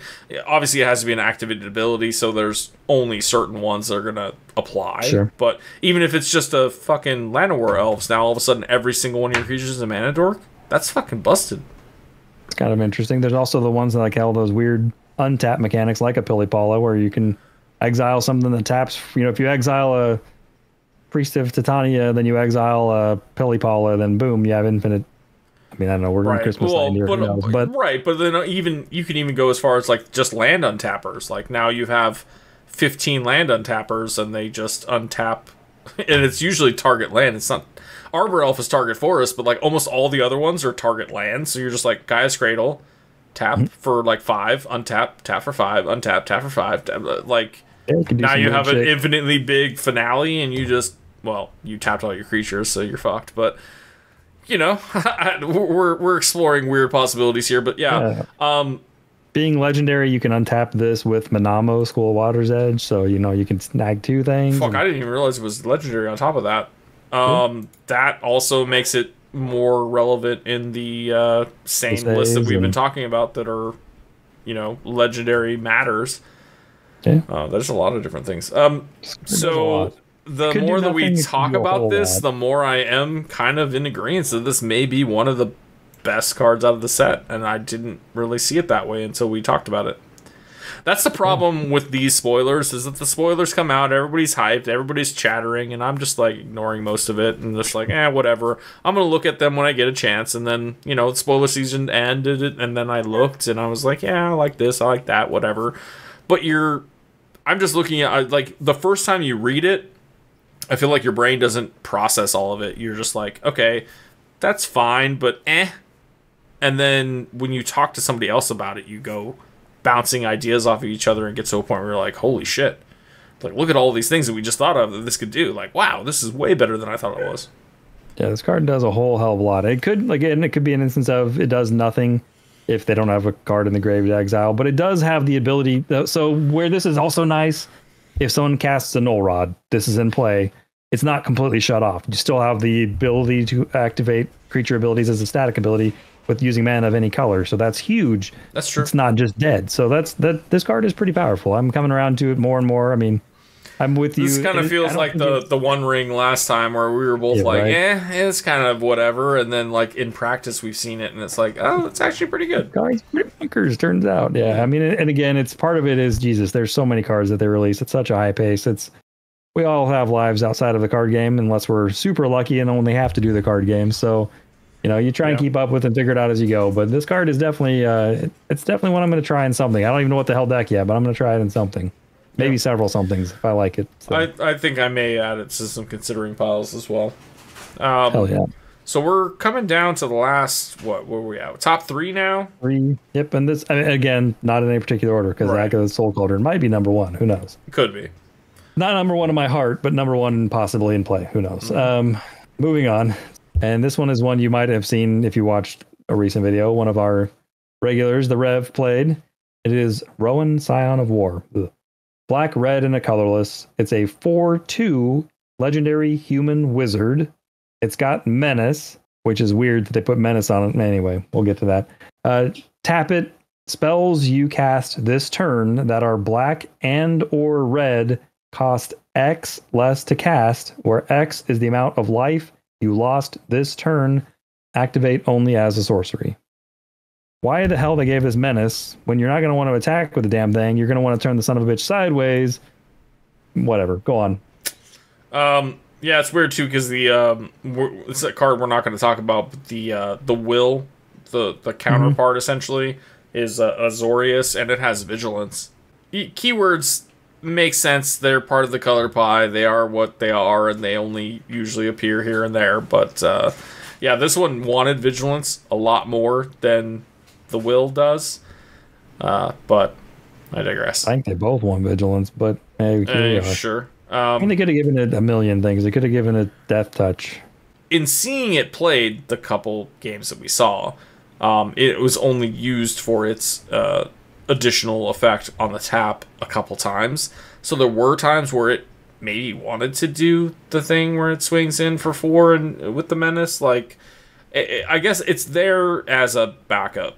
You know, you don't have a thing to cast, or you didn't lose any life, so it's irrelevant. Or your opponents are dick and played a cursed totem, you know. Yeah, I mean, there's lots of things that could stop it, but where we saw it be kind of valuable is having like a mana crypt, and then mana crypt dings you for 3, and now you can just tap her and pay 2 black and cast an Adnaz for 2, which is fucking spicy. Although, man, it'd be a lot better to resolve an Adnaz than tap this, because damn. It is what it is. Like, there's going to be a lot of different ways that this can be capitalized on. It does reduce the costs regardless. So, you know, if you got a mana vault, you tapped it to do something, and then you're taking 1 per turn. There's that, well, like Dark Confidant, obviously. If you're, mean, even just your lands, your City of Brass's Ancient Tombs, Right, Mana like, Confluence, Tarnished Citadels, there's a lot of things, and then even your Knight's Whisper or whatever, you pay the 2 mana, you draw 2 cards, you lose 2 life, right? And then talismans. There's a lot of ways you're going to lose life to reduce the cost of spells.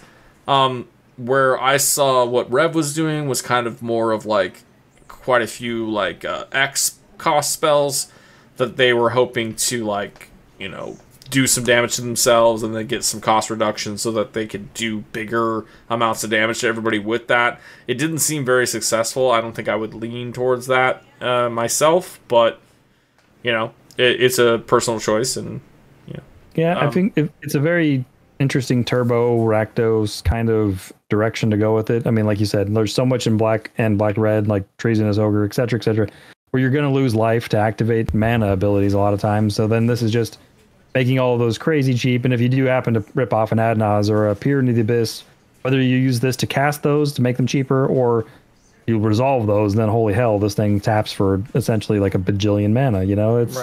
It's interesting. It's got a lot of potential. It does have what I will say is that you're the target. So yeah, what I will say is that like when he ripped that Torment of Hellfire and it was only for like 4 or 5, like it wasn't a lot, but it was enough to really affect the board. It killed me. Some X spells are actually really good with them. Like Insanguinate, that's super old school. Like used to be a really fucking busted card, but like at this point, I don't know that the cost reduction is really going to be enough unless you're really late game. That might be your finisher. So anything that's like Comet Storm or other burn spells that have X in the cost, not so much. But like Torment, I think Torment was a very good addition for that list. Like that actually almost makes Torment viable again in my eyes, in the sense of like if you can make yourself take 4 or 5 damage in a turn and then also pump whatever mana you have on the board into that could be a finisher in itself. They're either sacking their board and then you get to go and kill them some other way, or they're discarding their hand so they have no interaction, or they're doing a combination of the two and losing life on top of it. Maybe it's enough to burn them out. Who knows? But I think that was kind of a really good finisher there. There's a couple of things, but crazy powerful ones, like Crackle with Power, 2 red and triple X, and then it deals 5 times X damage to each of up to X targets. I mean, if you're reducing that one by a decent amount, that one can get scary real quick. You lose. That feels like a lot of mana, though. If you think about it, though, if you lose, let's say you lose 9 life. I mean, granted, there are ways to do that very easily with a 3 damage. Well, Adnaz and Pure and whatnot are going to do that for you. And then if you draw into that and you can tap and reduce the cost and then go, yes, I can see that. So if you're talking 2 red deals, 3 times, 5 times, or whatever the hell that is, 15 damage to 5 targets. I mean, that's insane, right? A big spell that I like that I'm playing in my list is Cut and Ribbons. So Cut's a sorcery, 1 red, 1, 4 damage target creature, and then it's Sanguinate from the grave almost. Each opponent loses X life, 2 black and X. You don't gain the life like Sanguinate, but it has potential. I mean, if you think about this one too, if you play Necropotence, pay a shitload of life and boom, kill everybody. I mean, this one's got it's got a lot of different ways you can go with it. You can go chain a whole bunch of spells together that are black and red, or you can do big giant spells. So it's got a lot of potential. Next. Oh, I know what we have up next. I don't even have to look it up. Talion or Talion? Talion. Talion? I don't know. Talion the Kindly Lord. Talion. Yeah. There you have it. It gets your Talion. 2 colorless. It's a Talion. It's an Talion deck. It's Italian. Stupid. Terrible. 2 colorless, a blue and a black for a 3/4 legendary fairy noble flying creature. More fucking fairy synergy. Fairies all over. I love it. This is a great fairy synergy set. As Talion, the Kindly Lord, enters the battlefield, choose a number between 1 and 10. Which is actually choose a number between like 1 and 3 is probably where you're going to be. Yeah, choose 1 or 2. Choose 2 unless you're playing a bunch of elf decks. Choose 1. Honestly, it's choose 2. But the number of 1s to the number of 2s, I think, is very close. Super close. But then when you go to 3, it's like non-existent. And if you go above that, it is completely non-existent. You're going to draw one fucking card, maybe. So. And the payoff at 2 for all the... Anyway, we'll get to that. Again, if you're... So here's what it does, though, when you choose that number. Whenever an opponent casts a spell with mana value, power, or toughness equal to the chosen number, that player loses 2 life, and you draw a card. So I think the only way that you pick one is if they're playing, like, a bunch of dorks. If you're playing against 2 mono green elf like Morrowind decks, go ham. Maybe one is fine, but even still, 2 is still going to hit so much. 2. Okay, so we played this on the stream again. Spoilers: Kirk was playing the Talion list. I want to say he drew at least a card a turn, damn near, and if not, it was like 2. Because even if it was a 1 mana thing, it still had power or toughness 2. At the end of the day, there's plenty of things that are 1 mana that have 2 power or toughness. There's plenty of 2 mana things that have 2 power or toughness on top of already being a 2-drop. There's plenty of 3 mana things that have 2 toughness or 2 power. They're 2 3s. Your Malcolm, your Glenhorn Buccaneer, your Timna. There's so many things. It's like every fucking card in CDH triggers this thing. And not only do you lose life, so he's passively affecting the game in the sense of, you know, everybody is getting drained every single turn for at least 2 life. Most of the time, it's like 2 to 4. And then whoever's playing Talion is drawing 1 to 2 cards per player's turn on top of the already they're drawing cards and maybe playing Ristic Study and whatever and blah, blah, blah. So, like, it's insane. It didn't seem on paper, like, when you read it, it doesn't seem that great. It feels like a Sanctum Prelate where you're like, okay, I picked 2, and then they play a bunch of other shit that isn't 2, and it didn't do anything. Even though I know Sanctum Prelate does stop a lot of shit. And if you do a Sanctum Prelate on 2, it's kind of the same problem. Like, it stops a lot of things from happening. But this is also, like, it's not just you can't cast it. It's like you can cast it, but then you're losing 2 life, and you get to draw a card. And it's not Ristic Study because there's no choice. You just play the thing, or you don't play the thing. Which is why I named my deck, "Do you play the 2?" ? Right. So anyway, yeah, this deck busted. The card was way better than I anticipated. I when they spoiled this back in July, I put together a list. I've been tweaking it since then. I've tweaked it since we played because I realized I didn't need as many win cons as I thought I might because the card is just insane. The amount of card advantage you get from this thing is pretty freaking nutty. It really is. Okay, so 2 points. 1, it's also good in the 99 because it is a stacks piece or attacks or whatever. If you're in a Esper deck that's already playing Ristic Study, this is just a 1 mana more Ristic Study essentially.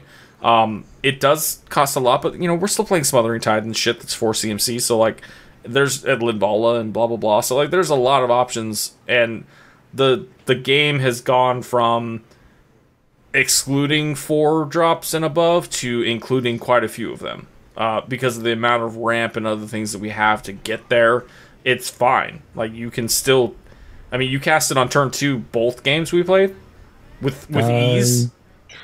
I'm pretty sure if it was both games or not. I'm almost 100% sure it was both games. So, like, it's not hard to cast it turn 2.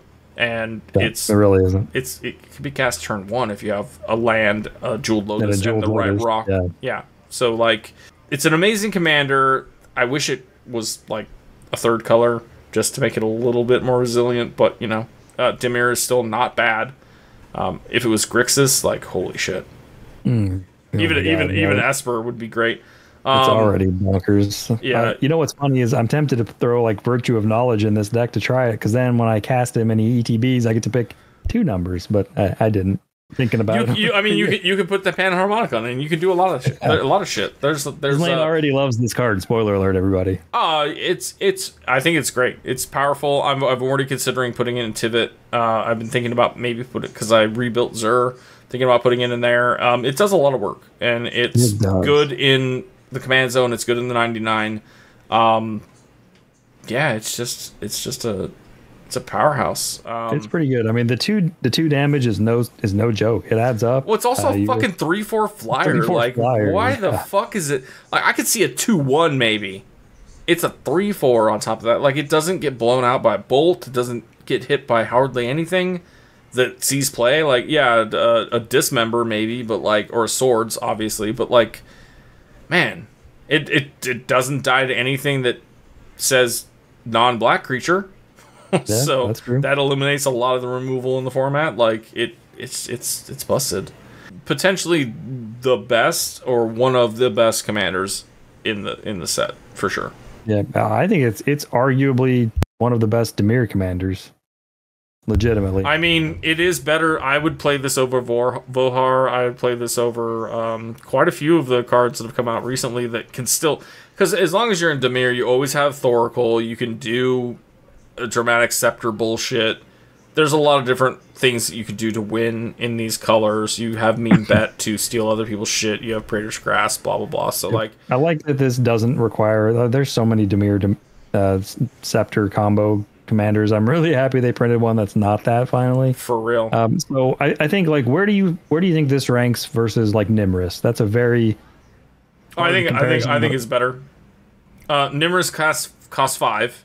It has flash, which is fine, and that's why people do it. Like, they play it at flash speed. But Nimrus also requires you to like cast shit on other people's turns to get your card advantage. This requires you to do jack shit to get card advantage. Pick a number. Yeah, you pick a number, folks. That's your card advantage. Holy shit, right? This beats Nimrus every fucking time, in my opinion. But and I think that's kind of like going back to the Scalding Viper discussion we were talking about. When your opponents are casting him, you have 3 players casting spells versus you relying on your own.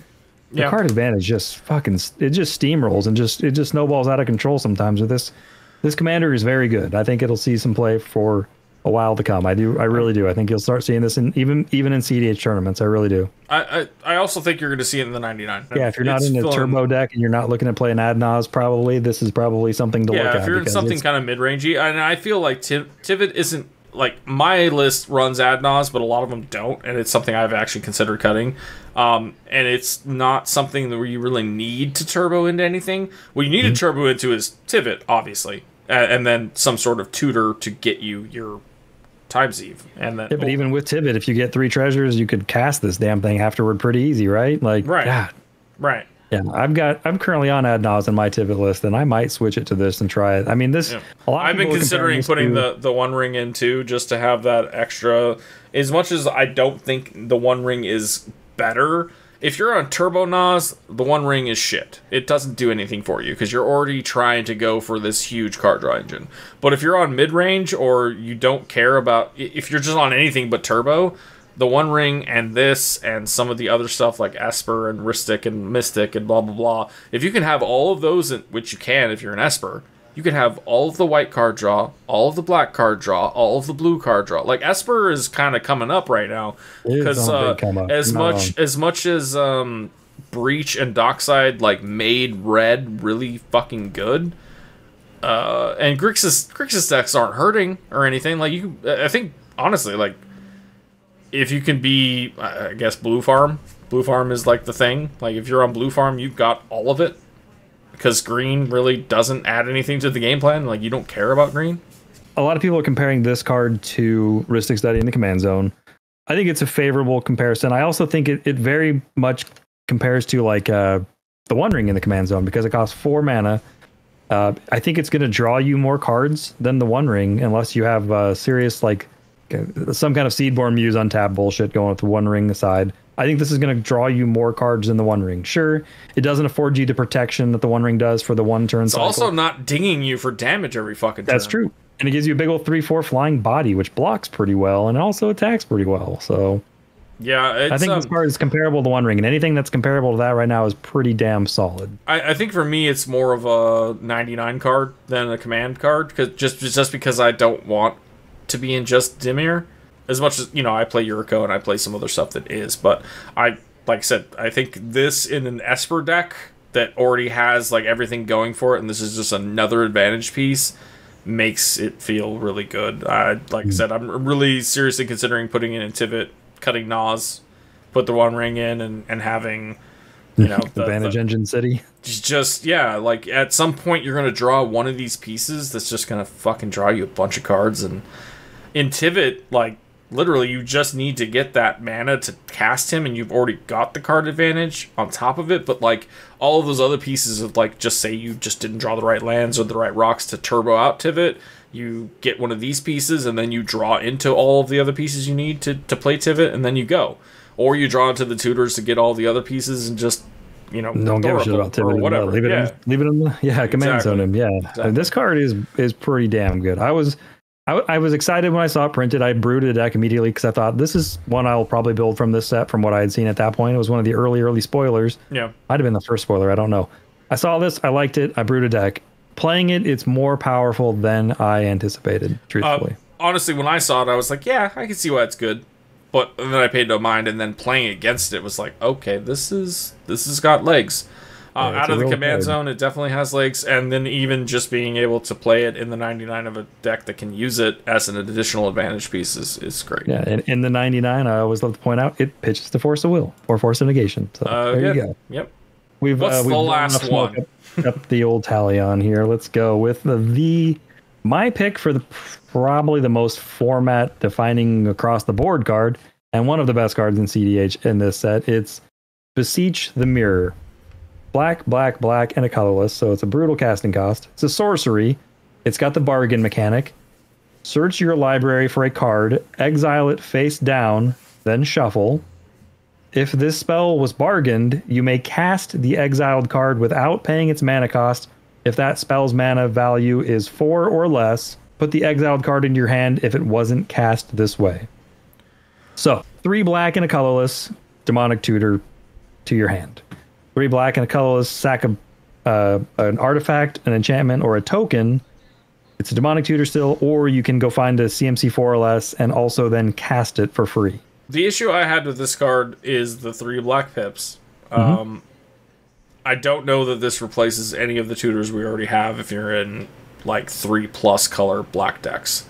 I don't know. So I'm gonna let you make the argument, but let me finish the thought. Like, I don't know what you're getting for 4 CMC or less that this is just winning you the game. That was my first thing. It was like, okay, this is fine. It's another tutor. I do get that it is just a 2-hand, which is fine, which is why you want an additional tutor. But we also have dumb shit like the one that gets played in Cody, the suspend one, but Cody gets to cast it like basically for free. Like, right. That's a weird one that doesn't see play anywhere else except for Cody. This feels like that. Like, this is a specific build around or a specific card for a specific deck, and I don't see the value of this over Demonic, Vampiric, Imp Seal. I mean, even Grim Tutor feels better than this outside of, like, the put it on the battlefield clause. So I guess the big question is, what's the 4 CMC thing that you're getting that's winning you the game off of this? So where do I start? We just talked about Talion, which could be in the 99 that this could find and then cast. It could also find the One Ring and then cast that. So those aren't exactly winning pieces. They're huge advantage engines that it can find. It can find the Orcish Bowmaster. But we were also talking about like 3-color decks where 3 black pips might be difficult. When we were talking about those particular advantage engines. That doesn't mean that's the only place they go, obviously, but like, if you're playing this in Rowan, like, what are you getting? Like, that's doing what you want this to do.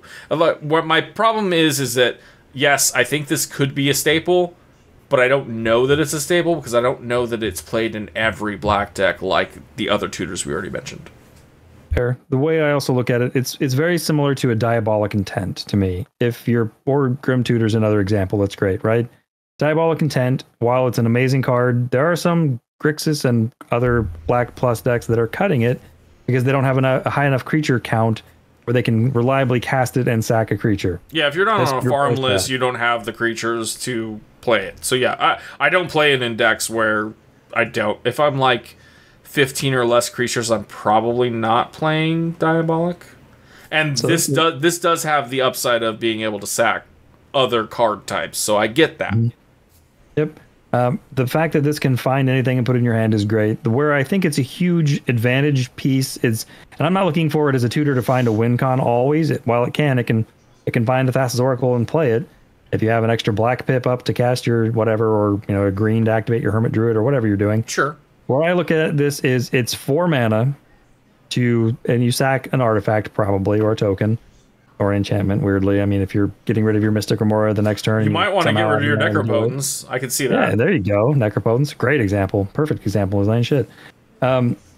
This can find a 4 CMC card and then cast it. So essentially, you're cheating on mana with this card. You can find your 4-drop for 4 and cast it. It's 4 mana to cast the spell, right? Mm-hmm. So 3 black and 1. My issue is the 3 black pips, but you do have the option of just having 1 black, 1 colorless, playing a Dark Writ, and using the colorless to do Ritual, this. Yeah. Does that. Okay, so I mean that's a little bit more of an upside too. And a deck where I think this is going to see a slam dunk play is when you can pay 6 life and 1 colorless and cast this. Oh yeah, and Crick is already playing Beseech the Queen, which is awful in most decks, but like it's great there. Yeah, and this is like Crick's wet dream because it's another tutor straight to hand, and sometimes to the hand, then to the battlefield. I mean, yeah, I mean, I was going to say he also plays Necrotic Ooze, so that's a Necrotic Ooze target to put it on the battlefield. The 4-drop that you can find. Yep, I mean that's where I think this card is nuts, is because I don't look at it as a 4-mana demonic tutor. Then it's pretty garbage. Still will be played and happens, but where I look at this card is really powerful is when it's a 4-mana tutor, a 4 or 3-drop, depending on what you're looking for, and casting it the same turn for free. Then you're ahead on your tutoring and you're ahead on mana advantage because you're casting the card for free, right? Sure. So that's where I'm looking at, like, getting a huge advantage engine into play. You can get Underworld Breach with this and cast it too. That's not a terrible line. You sack your whatever. So it can find win cons, and it can set those up certainly mid to late game. So I mean, if you look at it as like, if you cast Demonic Tutor for 2, but then you tutor up a 4-drop, you're paying 6 mana. In this case, you're just paying 4 mana and sacrificing something to do the same effect. Okay, yeah, I guess that's the argument I needed made to me, because I was looking at it and I'm like, I agree that this is powerful, but I don't know why. And I'm putting it on the list because I know it's powerful, but I don't know why. And I needed something to walk me through it. You nailed it with the Dark Ritual, Cabal Ritual, Culling the Weak, or Culling Ritual even. Those are a lot of spells that can cast these. Sacking your Necro because you've already used it and you want to be able to draw cards. Yeah, you want to be able to get rid of it and draw your cards. I mean, this card is pretty bonkers. I think you're going to see it crop up a lot. I can see this in Zur, because you go... however many turns to get to Zur, you get Necropotence, you hit yourself for 20, and then you're like, fuck Necropotence, sack it, tutor up the other piece I need that I got from what I'm doing. The issue, again, though, is the black pips, because most 2, 3, 4, 5 colored decks, the higher colors you go, the less individual pips you're getting more like dual pips and blah, blah, blah. So, like, having the perfect amount of pips to play the things, because like that's why like Necro sucks when you're in something that isn't Zur, like Crick, because you're like, fuck, I have to get to 3 black pips, but I'm on 3 colors, so I also need my other colors, and that always sucks. This will see a lot of, I think you'll see a lot of games ending with someone casting a Cabal Ritual where they have what is it? Threshold, thank you. Keyword soup. I think you'll see a lot of games end where they cast that with Threshold, bargain something to slam their Thassa's Oracle into play from their library and cast their Forbidden Tutor from hand. Yeah, I mean that's the thing with those. I mean, it can turn excess black mana from a Dark Ritual into a Thassa's Oracle tutored and played. Yeah, if nothing else. Yeah, no, like I said, I needed to run through some of the scenarios before that actually made sense. I mean, in our second game we played, spoiler alert, had I had 1 more life, you would have seen that exact line happen. So, but yeah, that's where I think this card is actually pretty freaking bonkers. And I mean, there are the sack it, your mana vault's tapped, you're never untapping the damn thing, sack it, get rid of it, bargain it away. Yeah. You're no longer losing life, you go get your thing and cast it. Yeah, I think bargain as a mechanic is pretty good for that alone, because there are so many instances of things that you get that you're just like, this is just hurting me now. Or a Collector Oof comes down and you're like, all of these Mana Rucks don't do shit, so sack my Mana Crypt so I don't take damage from it anymore. So yep, you'll also see some weird shit happen, like the deck that's taking over Legacy right now is taking over Legacy. It's seeing play in Legacy. It's Dothy Voidwalker and the Leyline of the Void and Helm of Obedience, and this card. So, because this can find your Dothy, your Helm, or your Leyline, and if you have, you know, Helm of Obedience and Leyline, blah, blah, blah. I know the combo. Yeah, I used to run that in Xur. You can see some weird shit like that crop up in CDH because of a card like this. Sure. Yeah, I mean, finding and casting those pieces. I mean, there's a ton of artifact combos that are unexplored. Basalt Monolith, Grim Monolith. What's the stupid 3-rock that combos with those? That lets you copy an activated ability, so you untap and then you copy the untap. Rings of Bright Earth. Rings of Bright Earth. There you go. So there's another one too. The bracers, illusionist bracers, I think. Sounds right. Yeah. So there's all sorts of weird shit. This card will. I mean, it's a wild card of 4 or less. Cast it for free. You know? The problem I was seeing was like, I want this to be 5 or less. Like, I realize that's a big ask, but like, there's so many cool bombs at 5. Like Adnaz, obviously, but there's other shit that just at 5 mana, like you don't want to play them in your deck. But even fucking what is Gary and like some of the other shit that's just 5 mana. It's like, man, if I could just do this, and then you're like you said, you're getting the mana advantage because you're paying this, but then you're getting a thing for free. So like 5 I felt like was the sweet spot, so I was like 4. I was like, what the fuck is winning me the game at 4 mana? Like nothing. But obviously there are some options. And then it's or less, so being able to get anything is good.